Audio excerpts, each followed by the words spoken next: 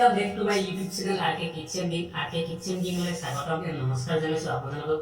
আজি পুনৰ আগৰ নিচিনাকৈ আজি আৰু এটা নতুন ভিডিঅ' লৈ আহিছো আজি ভিডিঅ'টো চাই ভাল পাব নিশ্চয় আৰু আগত যিসকলে মোৰ ভিডিঅ'টো চাইছে তেওঁলোকক অশেষ ধন্যবাদ আৰু যিসকলে এতিয়াও মোৰ চেনেলটো ছাবস্ক্ৰাইব কৰা নাই এতিয়াই মোৰ চেনেলটো ছাবস্ক্ৰাইব কৰক আৰু কাষত থকা বেল নটিফিকেশ্যন অন কৰক আজি ভিডিঅ'টো আৰম্ভ কৰক মই যিহেতু হাওৰ মাংস পানীত ভালদৰে হাওৰ মাংসটো ভিজাব লাগিব ফাৰ্ষ্ট টাইম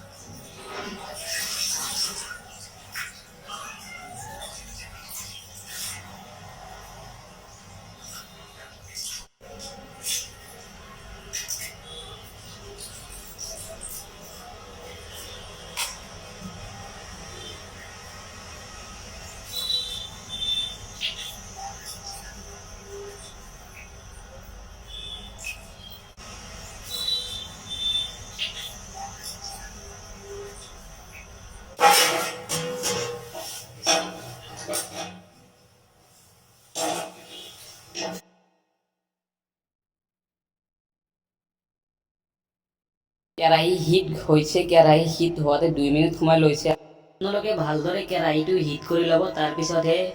তেল দিব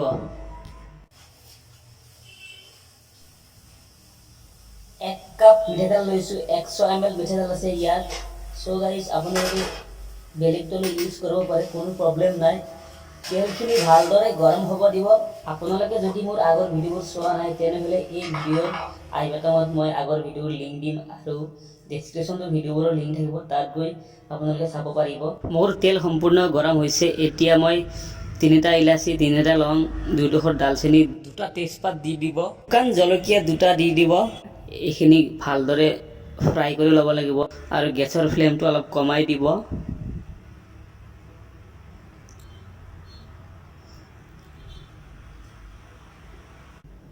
লো ফ্লেমত ফ্ৰাই কৰিছোঁ মই গৰম মছলাখিনি এতিয়া দিম পিঁয়াজখিনি ভালদৰে ব্ৰাউন কালাৰ হোৱালৈকে ভাজি থাকিব তাৰপিছত কেঁচা জলকীয়া দিব আৰু আদা নহৰু দি দিব মই এইখিনি একেবাৰতে কৈ দিছোঁ কি দিব লাগে মছলা এইখিনি দি দিলোঁ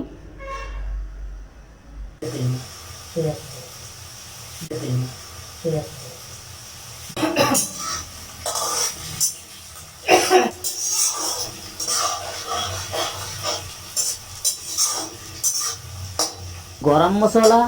পিঁয়াজ এইখিনি ভালদৰে মই ব্ৰাউন কালাৰ হোৱালৈকে ভাজি লৈছোঁ তাৰপিছতহে মই আদা নহৰু দিছোঁ দুটা বিলাহী পাতল পাতলকৈ কাটিছোঁ আৰু বিলাহীখিনিও ইয়াতে এড কৰিছোঁ এইখিনি ভঙা হ'ব লাগিব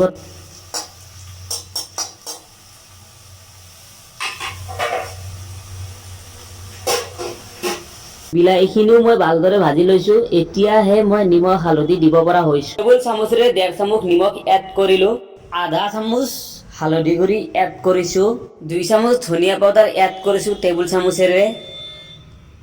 জিৰা গুড়ি 2 টেবুল চামুচ এড কৰিছোঁ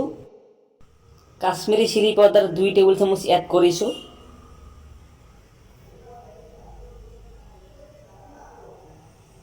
গৰম মছলা টেবুল চামুচেৰে 2 চামুচ এড কৰিছোঁ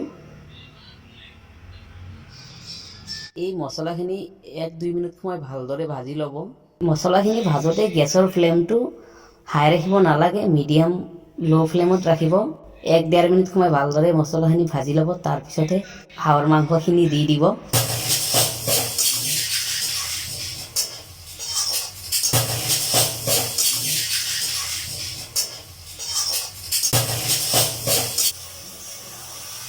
আজি কিন্তু হাঁহৰ মাংস মই বনোৱা নাই মোৰ বন্ধু এজনে বনাইছে